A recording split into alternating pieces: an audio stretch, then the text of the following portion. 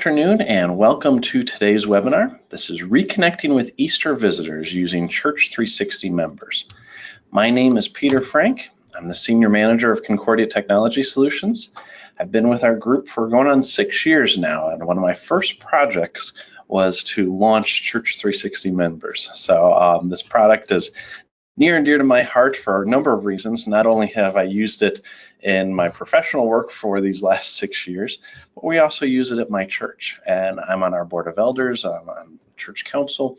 I use it all the time for the duties that I need there, especially for what we're talking about today is following up with people. So keeping tabs on information, who's coming into the church, how we store that information so that me and other members of our ministry team can reach out and connect with these individuals. So my contact information is there on the screen. You can reach me at my email address. That's probably the best way to get a hold of me. My phone number is listed as well, although I'm not in my office barely ever, it seems, anymore. These days it's been quite busy, though having these webinars gives me about an hour in my office, so that's good. But please go ahead and reach out to me any way you can. I'd love to talk with you and answer any questions you might have. A few housekeeping items before we begin. First off, I'm planning about 50 minutes for presentation. So we'll try to wrap up with 10 minutes to go for question and answers. I do ask that you ask your questions throughout. I've got a queue up here. If you see me looking over, that's what I'm doing. It'll let me know how many questions are coming. And sometimes I'll be able to answer the questions in line if I can and see what they are and quickly answer them along with the outline. Most of the time I'll save them for the very end though. So it's good to know how many I've got coming because I've got more than enough presentation to last me 50 minutes. With Church360 Members, you can go into a lot of detail. And I like to say I could talk about it all day because I have talked about it all day during some of our 8-hour training sessions. So there's a lot we can go into. We won't go into all that today. Now, last housekeeping item, we are recording this webinar. So if you are joining on the recording, thank you for watching after the fact. I'm sorry you couldn't be here live, but you'll still get the value of the content. You just won't get the value of asking questions live, but you got my contact information, so that works too. All right, a little bit about ourselves here. First off, Concordia Technology Solutions is the church administration division of Concordia Publishing House. We've been developing software for churches since 1984. Our publishing house has been around since 1869. That's right, almost 150 years. So software is fairly new to us when you consider that it came in the 1980s. That's not a new time at all. We were right at the beginning of software in churches back in those Microsoft DOS days and everything else. So Church360 Members is kind of the latest iteration of years of experience with church management software. Now this product is part of a suite of products called Church360. The other products in the suite are Church360 Unite and Church360 Ledger. Unite is our church website builder, and Ledger is our church finance software. Now, these all work together nicely, but they also work well on their own. And so we're going to be focusing just on Church360 Members today. So Church360 Members is online church management software focusing specifically on people, attendance, and offerings, and all the things that kind of go along with that. So while it's just 3 things, there's a lot more that goes into it, as you'll see in a little bit. A few things about Church360 Members if you are not familiar with it. It's mobile accessible for a variety of the tasks, meaning you can manage your member information on the go straight from your mobile device. Import your data. Your data can be brought in through our import services. So as you are moving from one software to the next, the data goes with you. And we've just spent a lot of time revamping that process to bring more and more data in, depending on how much we can get out. So that's a great benefit for you as new users. If you are a new user, if you are not, you still get to take advantage of the easy entry. And we'll look at that in a bit too. Daily backups is something we do to keep your data secure, and we offer support and training, webinars like what you're attending today. So that's all kind of included in Church360 Members. That's a high-level overview, and we aren't going to go into those details during the presentation today, so I want to make sure to get them out of the way. A few assumptions about you that I've made going into this webinar. First off, I am assuming that you are familiar with church management software. I'm not assuming you're an expert, that you've been using it for years. I'm assuming you are new to Church360 Members. But that combination of being familiar with what church management software should do, but being new to members, is that right intersection of where we're going to be today. If you are a user of Church360 Members for many years, then there's going to be a lot that I cover today that you'll probably have already heard. And that's okay. There'll still be plenty of things you can pick up. But I've really tailored this to those who are just coming on board with Church360 Members and are getting started.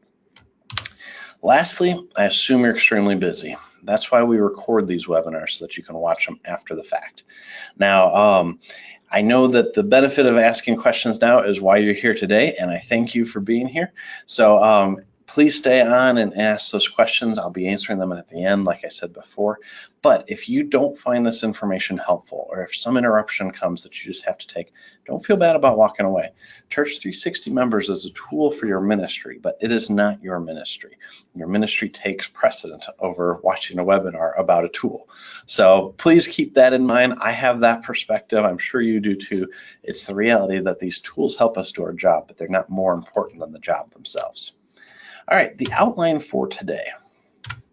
First off, we're going to do a quick overview of what Church360 Members is and why we built it the way we did. And that you'll see come out throughout the presentation. I like to go through these reasons up front because it really informs how we approach software. And so if you've been on a webinar before, you've probably heard this, even though the content today will be different than what we've done before. This part will be pretty similar, and that's okay. Bear with me if you've heard it before. If you haven't, it'll give you insight into what we were thinking as we built Church360 Members. Then we'll do the tour of the software, and throughout the tour, we're going to follow this narrative of reconnecting with Easter visitors. And so we'll touch on each of the different areas, some to a very brief level, some to a much greater extent because of the topic at hand. But at least you'll get to see an overall view, pardon me, not overview, an overall view of the software. And then lastly, questions and answers will come at the end. Like I said, I'm hoping 10 minutes or so for that. All right, so moving forward, what are the goals of Church360 Members? So as we went about building Church360 Members, we had these key themes in mind. We've been doing church management software for a long time. We have Shepherd Staff, which is a fantastic software used by thousands of churches nationwide. But we were missing the mark in a few areas with meeting customer needs with Shepherd Staff. And by the fact that it's a PC-based software, there's only so much we can do. So we built Church360 Members first and foremost with the focus on people. And that's what all good church management software does. That's not unique to us, but that definitely is the overriding principle, that it's not about data, even though that's what we're storing. It's all about people, because there's people behind this data. And I encourage you to think about that today as we're talking about reconnecting with visitors at Easter. It's easy to think of them as numbers or names that you put in a database, but there's real life people behind this, and we are reaching out to them with the gospel. That's why we're here. So we keep that in mind as we develop that. It's easy to get lost in the code, and so we constantly remind each other we're dealing with people here. All right, next. We hope to bring data to light. And that's really kind of a change in how we went about this development process. It's much more about making the data visible when it needs to be, as opposed to hunting and searching for the data. So you'll see that as we go through different views. It's not that you go just to one reports area to find information. You see that throughout the application. Then we talk about turning information into insight.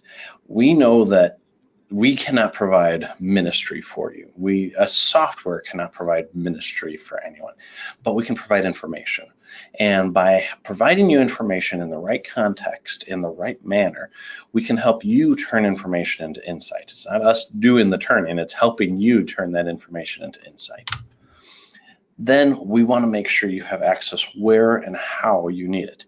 And this is the big change from Shepherd Staff as a PC-based product, which certainly fits the need of our customers. But for those who are looking to be a little bit more mobile, those who are looking to have their software right here on their phones, it's always with us all the time. That's what we were developing as a tool that you can use on the go. And the how you need it goes into permissions, making sure that everybody has access to the things they need and no more. So we'll talk about permissions a little bit too. Finally, we want to provide the building blocks, not the blueprint. There are thousands of churches across our country and more around the world. Everyone does things a little bit different, and that's okay. We don't want to dictate that process. There's reasons for these differences. So our software was built to provide those pieces that you need to do the work that you need to do without telling you how they all go together. And that'll become pretty important as you see things like tags and smart groups. We're not creating these for you. We're giving you some suggestions, sure, but we're giving you the tools to do it exactly how you need to. All right, so the topic for today, reconnecting with Easter visitors. We are just now getting into Lent. We're a few days in, actually going on a weekend by tomorrow. Easter's around the corner, but we've got several weeks in advance. And what you're going to learn about today are steps that you can start to put in place so that following Easter, you know how to get back in touch with these Easter visitors. So first off, we are going to track the data to identify who these visitors are. And that's through things like attendance and offerings. And we'll go into why you might do one or both of those very briefly here, or very shortly here, pardon me. We're going to help you identify who these visitors are through things like tags and smart groups. So it's these are these flexible tools that meet your needs, not dictated by how we do things, but how you do them. And I'll give you a few suggestions on how to use them. Then we'll get into sharing this information. How do you take the information that you've tracked, identify these people, and now roll it out to your ministry team? So through directories and reports, we'll look at that. And finally, the follow-up. How do you track these follow-ups? How do you know what you've already done? How do others know what you have done, or you know what others have done? Pastoral visits is what we'll be focusing on there. So that's our outline for today. It's a lot to cover, but we're going to fit within this framework to give you the tools needed to reconnect with Easter visitors. All right, let's go ahead and get started. So I'm going to switch screens here and make sure that comes across correctly. Good. This view is Church360 Members. If you're not familiar with it, I'll give you a brief overview. But before I do that, I want to bring something to your attention. I know you're watching this on your computer, which means it's probably a smaller screen unless you have it full screen. It's going to be hard to read because it's small print and I have a pretty large resolution monitor. So I'm going to zoom in, and that's by clicking Control and doing my scroll bar. That's probably a bit too much for me, at least. Hopefully that's a little bit better for you there. I'm looking at my audience view just to make sure. This is something you can do as well. So if you ever have problems seeing it, I know some of these new computers have such large resolutions, it's microscopic print. You can zoom in easily and everything will still work the same. So quick view of the navigation before we dig into it. You've got these 5 areas up here at the top: people, events, attendance, offerings, and reports. These are the 5 most used areas of the software, and that's why we call attention to them here. On the far right, you have notifications when things are working in the background. You have settings and collections, or collections and admins is officially what it's called. Settings is within that. These are the things that you'll use, but maybe not on a regular basis. And then finally, user information. And I'm using the fictional profile of Kent Williams today. Where we're going to start today is where you're probably thinking right now: scheduling events on the calendar. You know, right now you hopefully are starting to think about sermons and what the service folder for Easter is, but you're probably not quite there yet. If you are, kudos to you. Great work being so far in advance. But I know that if you've already got something on the schedule for when your Easter services are. Most of the time you've got a pretty good idea based on just what your church does for worship on holidays. So when you go into this view, we call it events, but it looks like just a big calendar. It's really, we call it events because it's a collection of calendars, and each calendar contains events. Now on the far right here, you have calendars, and these are the names, oops, let me not scroll too far. These are the names of all the different types of calendars we have. And by selecting them, they display here. So if I just select a few, like worship and education and fellowship, those start to show up. Now I'm going to jump into March. You'll see that as you go, it actually becomes a lot lighter as you get into future dates. It's are a lot easier to see. It's more of a rich color. We gray out the past days just to show you that completion. So I'm going to jump into March right now. Actually, I'm going to go all the way to April because that's what we're talking about next. So there's a few extra events here. This is our demo count. So you might see, 2 traditional worships on Sunday. That's from previous examples. We're going to add another one today, though. We're going to click on April 1st, and we're going to create Easter worship. And let's just assume this congregation has 1 service because it's small enough that it doesn't need more. For demonstration purposes, I'm going to add it to the worship calendar. Now, I may want to track Easter worship from year to year. And the only way I can do that is through calendars. Calendars are not just for viewing, but they're for reporting. And so if I want to track Easter calendars, I can type in Easter.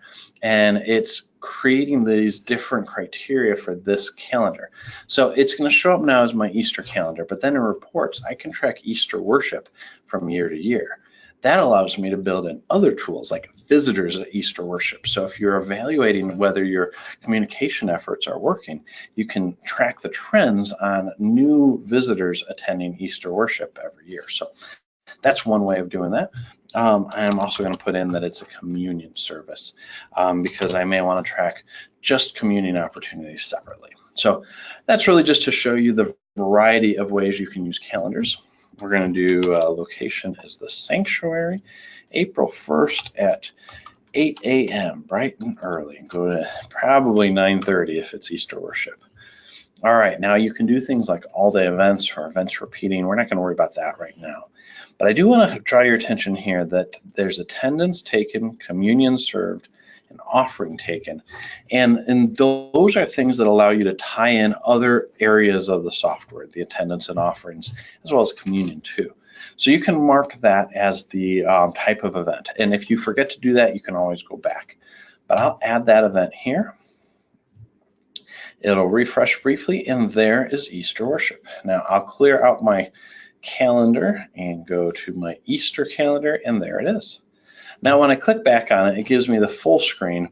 I can edit it. I can add regular attendees. That's great for like Bible studies and stuff. You don't really need it for Easter worship. But I can also add descriptions in there just to help me remember what's going on. If I wanted to say, Pastor Williams is preaching, I could put that in there too. So we'll go ahead and save that. So that's how you add an event to the calendar. The next thing that I'm going to show you is attendance tracking. Now, I can't show you attendance tracking for Easter because it only shows events that are in the future. In the past. It doesn't show events in the future because you can't assume attendance. It's not happened yet. So on the far right, you'll see starting with today, all the way backwards. And these are events that require attendance to be taken. And so it kind of gives you this little to-do list to work on right here. So we're going to go and we'll click on traditional worship. Actually, I want to get one. I should have looked at this one. Here we go. One with communion served. All right, so this is from Divine Service back on Sunday, February 11th, but that's okay. For demonstration purposes, it'll work. Now you see here I have just a small list of people. Over in the top right is our filters, and right now we have it filtered just to Men's Club, left over from last time. It likes to remember the views so that you can bring that from one place to the next. We're going to switch that to members, although I could do it to everyone as well. And for Easter worship, that might be a good way of doing it. You'll probably have some repeat visitors there too. The main thing that you'll do here is identify who has attended, who has communed, and whether or not they're a regular attender. Although that last part is kind of up to you. I don't always recommend that for worship services unless you have a church that everybody faithfully comes at 8 o'clock. That's their service. My congregation, we mix and match quite a bit with services, and so that wouldn't work for us. We don't use that. But for things like Bible studies, it's fantastic because that usually has the same people coming regularly. But you can mark an individual's name to mark them as attended, and as you do that, you'll notice in the far lower right corner, your totals will increase. Now I can also select the household name and everybody will be marked as attended. I could mark somebody as having communed and they automatically will be marked as having attended.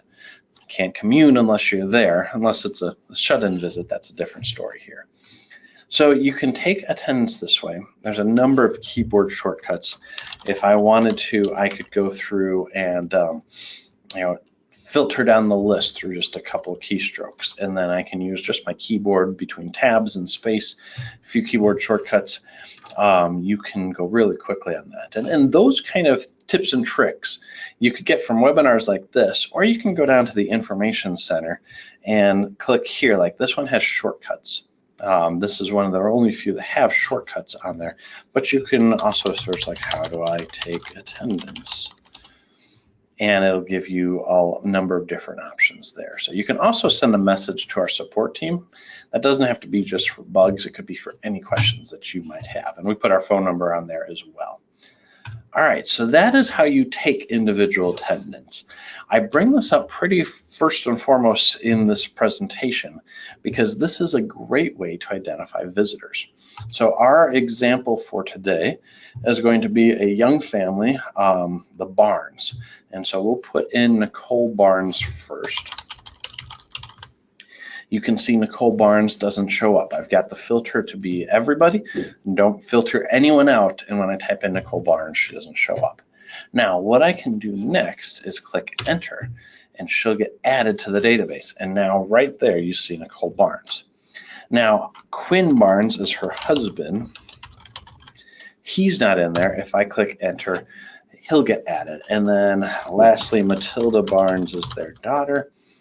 And I'll click enter and she'll get added. Now, the one thing to clarify here is that if I go to Barnes, they're all going to be in separate households. And that's just because we don't know whether they should all be in the same household or not. Sometimes you'll get different names. But the next step would be to go into people and kind of sort out the details that you know. Actually, before I go too far, let me go back to attendance. One question I often get is, how do I know if people have attended or not? And there's a number of ways you can answer that question. At many churches, they will take attendance cards. That may be how your church does it. If you're used to just taking a head count, that may be a way for you to do it. We put a number of blog posts about that, or a blog post and a video before. Some people have fill-in books that they put in the seats, and you fill it in and turn in the book at the end of the service or during offerings, things like that. Whatever you do, I would encourage you to find a way to learn who the individual people are for attending worship. Now, another way to do that would be through offerings, and we're going to head over there in a few minutes. But attendance is really great for tracking that. If you don't take attendance, a lot of these other steps become more and more difficult. So it's really based on that. That's why I bring that up at the first part of this webinar, to show that. All right, so people. We're going to go over and find Nicole Barnes. And right now she's filtered out because I'm only showing members. I'm going to change that to everyone. Barnes again. And there is the Barnes family. So first, what I'll do when I click on her, I'm going to go to the Barnes household. And you'll see it's just Nicole. Let me add in her family there. Oops, that's a fun little bug. Let me refresh that. Clicked on the wrong person, added her to the household twice. There we go. See, she doesn't stay in there. Nicole Barnes, or Matilda Barnes, and Quinn Barnes. There we go. All right, so now we'll go to Nicole Barnes. Actually, back to the Barnes household. I forgot to fill out this information over here. So mailing address, I'll go ahead and put in her mailing address right here. And I can just copy and paste all of it. It'll sort it as best it can by city and state and zip code.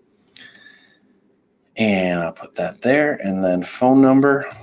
I've got this here. I've generated all of this from a fake name generator, so I'm hoping none of this is real. And then I came up with a few things for email addresses for them. So NicoleBarnes@wilsonstruhler.com. Oops, that's their household. Let me go back. All right, we're going to go to Nicole here. You'll see that the household phone number came across as well as the address, but I'm going to add just an email address for her. And when I click on work, so that shows up for Nicole Barnes. But when I go to the Barnes household, it doesn't, because that's her personal email. So we distinguish between what's part of the household, and that flows to everybody, between individuals, and that just stays on their record. All right, let me go back to Nicole. So you can see her contact information is there. But when you go to family, no one's listed. Even though we've added people to the household, the family is a different kind of relationship. Just because you live in the household with somebody doesn't mean they're your family. And in today's society, there are plenty of mixed households between, grandma and grandpas and friends and aunts and uncles and everything. You can't always make those assumptions. And so what we do is we bring those two things and we separate those concepts. So households are addresses and family are relationships. And family can extend far beyond households too. So you can have family relationships with people in different households. So again, grandma and grandpa may be going to the same church as their kids and grandkids, but they may all be in 3 different households. So that's one thing I wanted to clarify here while they don't show up immediately. So we're going to go ahead and put Quinn Barnes in as spouse. And we're going to put Matilda Barnes in as child. And then when we go over to Quinn, we're going to add Matilda as his child as well, because that can't be assumed either. But now, once we have that, all of those relationships are in place. So we'll go back to Nicole Barnes. And you can enter a marriage date. You can determine whether they contribute jointly or separately right there. That's just for spouse. All right, now this is looking a little bare because we don't have a household profile, and I get that most Easter visitors are not going to have a household photo for you. I'm going to show that anyways, just because I think it's a fun thing that adds some context. So maybe your church does a photo booth for Easter. I know a lot of churches are doing that as a nice way to generate excitement and get people involved. It also helps you get photos so that you can connect with Easter visitors later on. So that's one way of doing it. I'm going to go ahead and plug in this photo here. And it'll take a second. I think I went with a high-res one from our stock photos. And that looks pretty good cropped. I can crop it even more if I wanted to and adjust it. So maybe make Matilda center there. Please know this is not a real family that I just took their family portrait, came from a stock photo site. So there we go. And I'll go and click on Nicole Barnes and upload a photo for her. Same photo, and then what I can do is crop closer on her so that it shows up just as her, and that gives you a better idea of who's who in the photo as well. So now I can go in and crop down here and just show her, and we'll get little Matilda in there a little bit too. All right, that'll be done in just a second. Good. All right, so there's Nicole. On the far right, I can add things in here like I know she's female. I don't know her ethnic group, so I won't put that in. I don't know her birthday yet or whether she was baptized or confirmed. All of those things could come later on. Once you do birthday, you don't even have to know the full date. You could do month and day or just year or month and year, whatever you know about the person, you can put that in. That's helpful. And then you'll see here, enter occupation and enter employer school. Now, these are what we call custom fields. If I go up to the settings cog and general settings, these are things that I can set for individuals or households that are completely unique to my account. This goes back to the building blocks part of the discussion we had before. We're giving you the tools to add the custom fields you need. So I don't know what you might ask every new visitor who comes in, or the kind of things that would be helpful to you. Maybe you have a city where they're really divided by different school districts, and you want to put that in because you might have connections with that school. I don't know. There's a variety of things you could put in there. So we give you the tools to add that in. In this example, we just went with occupation and employer. So let me go back to Nicole, and the occupation I have for her through conversation, we found out she's a customer service specialist for Wilson's Jewelers, and that makes sense based on her email address. Now we could go through and fill this out for the other two. I'm not going to in this example. We're going to just stick with Nicole today. But what I want to point out to you is down in the lower right, you have this date already pre-populated. Last attended date was February 11th. That's the date that we put in here. Now, of course, for Easter, you'll see April 1st. If I go and click last attended date, it takes me to this view where I can see a number of dates that are listed there. And let me zoom in a little bit. And I'll just see all of the recent dates where you might have had attendance. So we'll just go down to worship and see these are the dates. It might be hard to see on your view there. There's some kind of light gray shading here, and then it's green when Nicole would have attended worship. So attendance of Nicole Barnes at worship. Now, if I go back, there's another thing for offerings. And right now there's nothing for Nicole in offerings because she hasn't given. So let me go and click on offerings and click new batch. We'll just do it for today and show how to enter offerings. Now, if you don't take attendance, or even if you do, offerings is a great way to find out who has visited. They might put a check in there. That's unlikely. Generally, you'll have envelopes that people can put cash in and have it attributed to their name. That's a great way to gain information about visitors. Maybe it's tied in with a prayer card, and that's on the back of the envelope, or they put it together. Any way that you can get additional information, it allows you to properly acknowledge their gift through both a thank you card and a year-end giving statement, but it allows you to get those additional details from the person. So the way I would do that is I'd create a new batch like I just did, and then I can go and put Nicole and Quinn Barnes. And the payment type, if they did cash or check, we'll do check just to show I can enter in a check number there. I can go to general fund and $50 and click enter if I wanted to add it. Now, another way to encourage this, and of course encourage giving, is to have some kind of special donation on Easter Sunday that allows people to give impromptu to something, a special cause. Obviously, the cause is more important than getting the information, but they can kind of serve two purposes if you do that. And so maybe you're getting ready for Vacation Bible School, and so they gave $5 for Vacation Bible School, and you hit enter. Now, from a practical standpoint, we built the offerings view so that you can go quickly and easily adding offerings throughout. And so you'll see here that it jumps down to the next one. You also see that some people have numbers after their name. That's for offering envelope numbers. And that is a way that many people track offerings. And within Church360 Members, you can do it by name or by envelope number. And we have a special permission setting where you can eliminate the connections. So you'd have a list of numbers, and then you'd have a list of names, or vice versa. I don't remember exactly how it goes. But it doesn't allow you to bring that connection together. So if you get offering number 225, well, you know that 225 gave $100 this week, but you don't know who 225 is because it doesn't show it there. So that's one of the perks, and we'll look at that in a little bit in permissions. All right, so let's move forward. So offerings, we've added offerings for Nicole. We'll go back. Nicole and Quinn, I should say. I shouldn't shortchange Quinn. He contributed as well. When I go back to her profile now and I click on offerings, there is what she has given, or they have given, pardon me. All right, moving forward. Oh, actually, before I go too far, let me show you one other thing.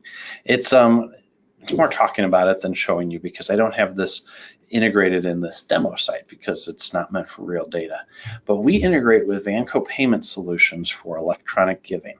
And that is a fantastic way to not only solicit donations and get gifts from your members, but also from visitors, because it's so easy for somebody to, once again, pull out that cell phone that they have, either text to give, go to the app and give. All of that is available right there on their phones. They may not have cash or checks with them, but you can still allow them to have the opportunity to contribute. And once again, you get contact information so you can follow up to thank them. That's the great thing about the Vanco integration, is that it'll give you that information and you can complete the profile from there. So they put in their name, their address, their phone number, their email address. You can put those things in. And the sync between these works automatically once you have matched givers and matched funds. So That's all. I'll go into this now. If you're interested in learning more, I'd be happy to talk more with you about that. We've got some training videos. I can show you how to start the integration. We've got a great relationship with Vanco, and they're a wonderful organization for implementing e-giving. So I want to make sure to mention that. We'll go back here to people. I mentioned before how you can add people from attendance, but if you're getting that information from Vanco, you can't add people from there. You would instead go back to this people view and click new. And the view that we give here is the simplest amount of data that's needed to enter a new person into the household. So you'd put in the family name, the person's name, their sex, and whether or not they're a member. Most cases, they're not going to be a member because you would have already had them visit at least once if they're becoming a member. But that's how easy that is to do. And you also notice here this blinking light. You'll see these if you're a new user. These are our beacons. These give additional details about the tools within the software. All right, so enough about that. What I want to talk about next is tags and smart groups. Let me go to Nicole. So we completed a lot of her profile, but you'll notice there's a big empty area right in the middle of the screen where you've got tags. Tags can be whatever you need them to be. They're kind of like Post-it notes that you put on a person and say, this is true right now. You can take them off when it no longer becomes true. And so for somebody like Nicole, you could say that she is a visitor. And that's a true statement right now. It may not always be true, but it's true as of right now. You could also do a number of other things, like if you wanted to tag anybody who is in a young family, or looking for a church home. You start typing these things. If you've used them before, they'll show up again. Now, you could, through conversation with Nicole, find out that she speaks Spanish, has, mission trip experience, enjoys music, or maybe playing music. I'm sure your choir director or your music director would love to hear that. You could start putting these things in there that tell details about Nicole.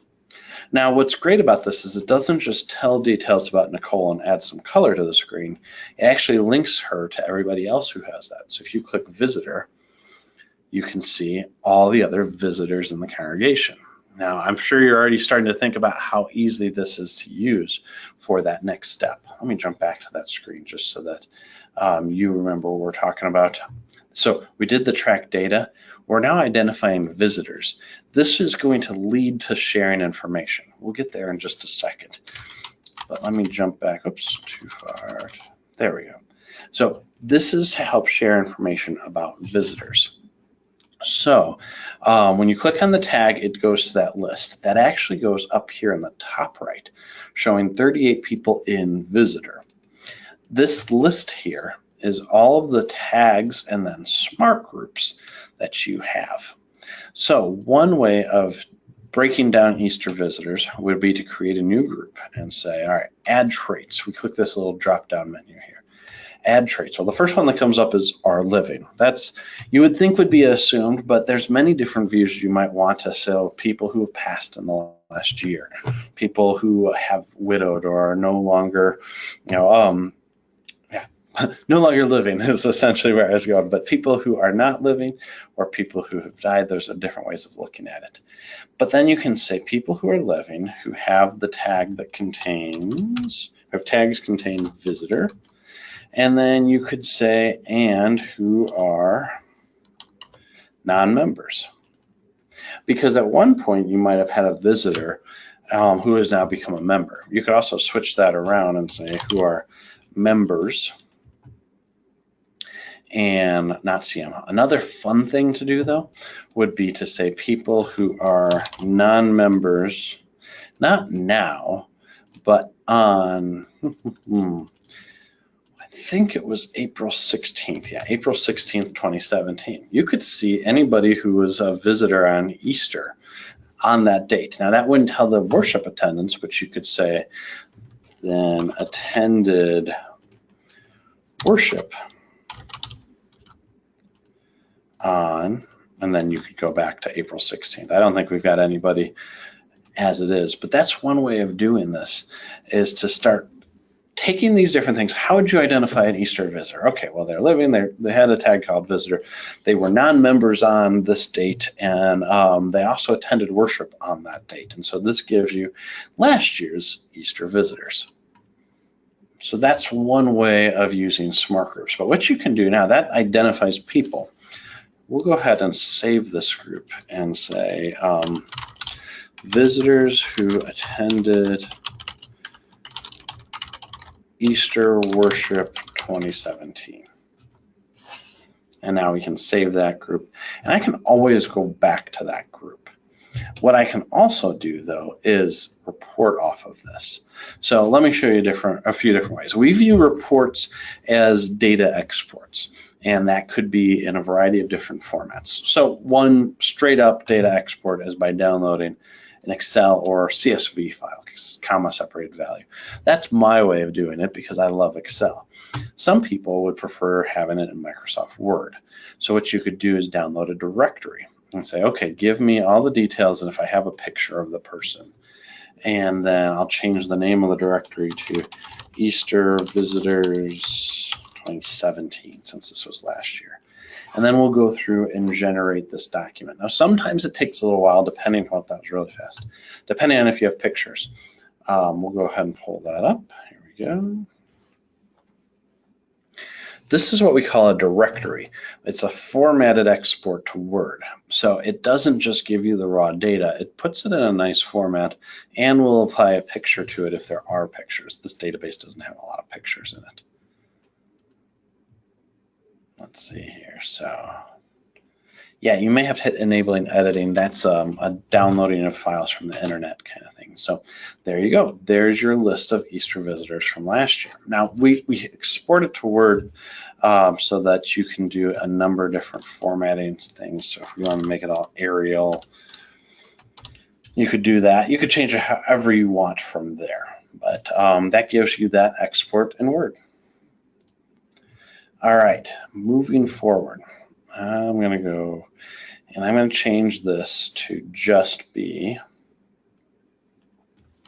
we have name already in place. Photo doesn't really help us too much today, but we'll put that in there. Phone numbers, email addresses, address, all these contact details. I can save this as a report and say contact details for Easter Visitors 2017 and save that. And that goes into my reports. So when I click on reports here, I now have a starred report for contact details for Easter Visitors 2017. Now I have a few other reports. Let me explain how this works. So reports are saved views within the software, and some of them are very much reporty based views, unlike the people view, which is a multi-function view. So here are my starred reports. When I save a report that I've created, it goes to my starred reports. For everybody else who has access to my account, it goes into the all reports section. Anyone can save that all report. All they have to do is click star and it goes up onto the top of the list. That says, I like this report, please don't delete it. In fact, you can't delete it if somebody has it starred. But when you're done with a report and you say, I don't really have any details or need for these anymore, I'm going to go ahead and remove that. If no one else has that report, it'll disappear. And that helps keep it from being cluttered. But it also shows you what's valuable to the other users in your congregation. Let me show you a few other reports. I'm going to show you an attendance report. You could do an attendance report, just like we showed you before with Nicole, for visitors who attended Easter worship. And we will say worship service. And then you could say, include those who didn't attend. But then from here, you can figure out what date range. So if you're wanting to do a follow-up for everybody who is an Easter visitor who attended worship in the 2 months afterwards, you create that list of people who attended Easter that day, and then you create a report here that shows the days afterwards. So in this case, that would have been, let's just do through May 31st. And now we can save this report. There's my beacon. We'll save that and say Easter visitor worship in 6 weeks after Easter. kind of a long report name, but I can go back and see that. So if I go to reports, Easter visitor worship and 6 weeks after Easter, click on it, takes me right back to where I need it. And other people in the congregation can see this too. And this attendance report is nice because it'll show last date, percentage attended, total attendees, all of that. This gives you a real quick way of finding out the bulk attendance for these individuals here. All right, so that is the church directory and exporting reports. There's a number of others I can do. I'm running out of time. Let me show one more actually real quick. Trends. I've mentioned that a couple times, so I want to show that. Trends can be rather complex, but they don't need to be. I'm going to delete these trends and start from scratch. I'm just going to do a new attendance trend for all worship by Easter visitors who attended Easter worship. And I'll add that in there. And that will show me that trend of people and what their average worship was, how many people on average attended worship during those times. That's a better way of saying it. So you can build in these reports to determine comparatively to previous years. You could do a new trend line. You could also do things completely different, like what's their attendance versus offerings. That's probably not a great example for Easter visitors, but I want to show adding a different trend line to here. So that's a way to use reports. Got a few more things to show before we wrap up.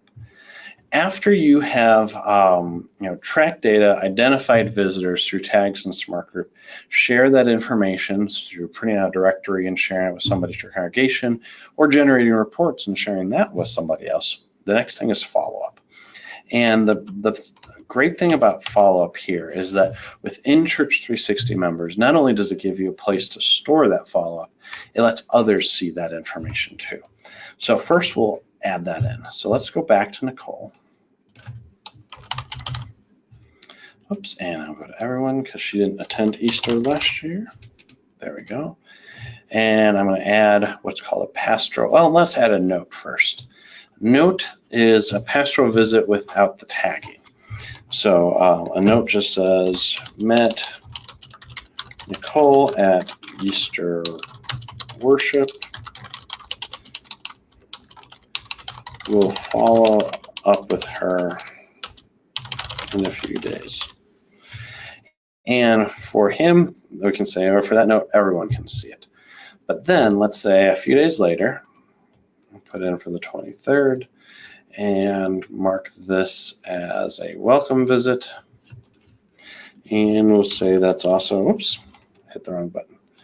We'll also say that was a phone call and say, talked with Nicole on the phone. I can't type today.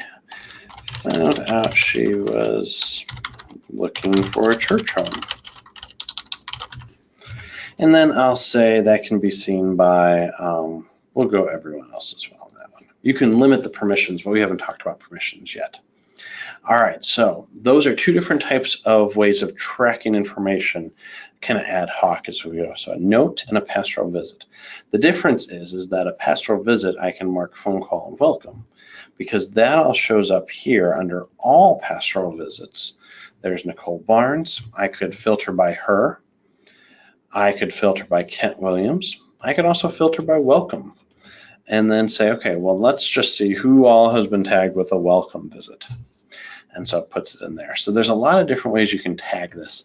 This is, again, based on how it works in your congregation. So you can set what other types you want as you go and maybe set some standards for the church staff. Anytime we have a new person, we call it a welcome visit, however you want to do it. So that's pastoral visits. Now, pastoral visits could also be used in a Smart Group. So you could say visitors who attended worship, who are non-members on this date who attended it, and then say pastoral visits who did not receive a pastoral visit marked welcome. Now this becomes your to-do list of people to follow up for pastoral visits. You see how this all just works together.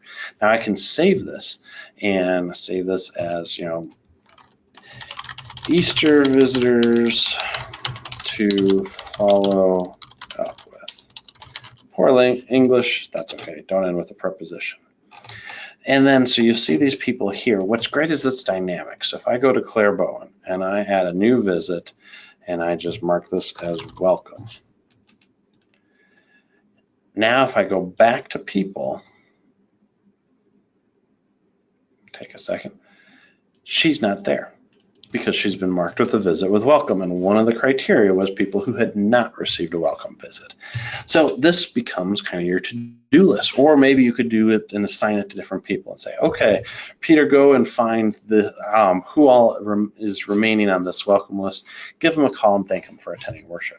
And as I go through and I mark those visits, all of a sudden that list just gets shorter and shorter and shorter. But I also have all the details of my communication with these individuals. And so the next person who comes in, maybe pastor does the second visit and says, oh, okay, so I see you talked with Peter on February 20th, and gives those gives that context to the different parties involved. All right, the last thing, and I'm already at 150, but I don't see any questions in there. So if you have any questions, please go ahead and put them in the queue. I'm going to cover this last thing and then we'll wrap up.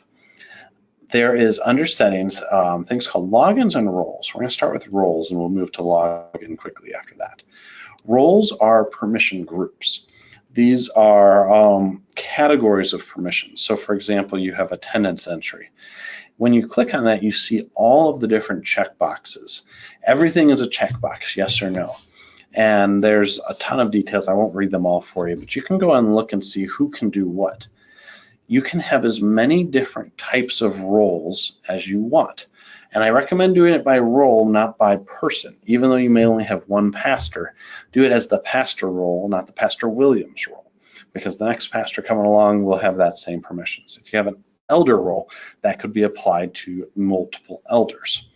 When you go into logins, and it is required that a person have an email to have a login, you can assign a role to them, but you can actually do more than that. You can assign multiple roles to them. Oops, I didn't save it. People or logins have access to the sum of all their roles. Because it's all checkboxes, if you have multiple roles with different criteria, conflicting criteria, the checkbox always wins. And so people always get the most access that they're allowed. It's not restricting them from seeing the things that they don't have checked. So you can really build up this, this collection of users, giving them exactly what they need, and no more or no less. So for me, for example, I'm in the elders group, but I'm also on the church council group, and those have slightly different roles, but because I'm both, I get the breadth of that. So then if I left one of those groups, that permission could just be removed from me and my permission would be restricted. All right, so that is roles and permissions. I know I went through that very quickly. If you have any questions, please let me know. We are right at 153 now, but I want to just go over one more time exactly what we've covered today. When you're reconnecting with Easter visitors, the first thing you do is track the data. So you take their attendance, maybe you track their offerings, you make sure they get added to the database so that you can do more with them then. The next step is to identify those people through tags, through smart groups. You could just do a smart group of anybody who has attended worship that is not a member. You may get some family members who live out of state. You could narrow it down by state. You could do a number of things with smart groups to get that list. You don't have to use tags, but there's certainly value there. After you've identified these people, then you share that information with the appropriate group at church. You can do that through generating a directory. You could save reports. You could print reports. We didn't show that, but you could do that too. And then the most important step is that follow-up. And I didn't go into great detail on how you should follow up because that's going to be unique to your church and your situation. And honestly, that's kind of outside the software. The real key is tracking that follow-up so that everybody who's involved in your ministry that needs to know that information can see it right there on the record. And that way we're not doubling up on efforts. Nobody's getting left behind. It's just the right mix of enough data at the right time. So that is the review. Please go ahead and submit any questions if you've got that. But I do want to do a few quick formal announcements. First off, if you are new to Church360 Members, you've never used it before, I encourage you to start your free trial at 360members.com. You have full access to everything. All of the features are unlocked. It's just a time limit.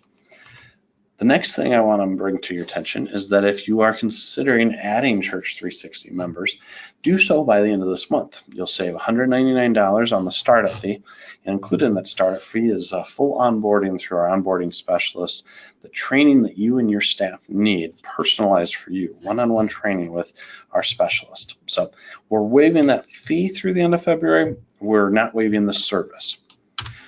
All right, there is my contact details. My email, again, is the best way to get a hold of me, although you can call my phone too. It's sitting right there forwarding to voicemail while I present. I'll turn that off the forwarding pretty soon. And then you could also speak with one of our software consultants. Sorry, that came out wrong. Consultants. There we go. This is our team that helps you purchase products. They're going to help see if Church360 Members is a right fit for you. That's why we call them consultants, not salespeople. Even though they're in charge of the sales process, it's because we really want to make sure it's the right fit for you. There's no need to get started if it's not going to meet your needs. All right, that is it.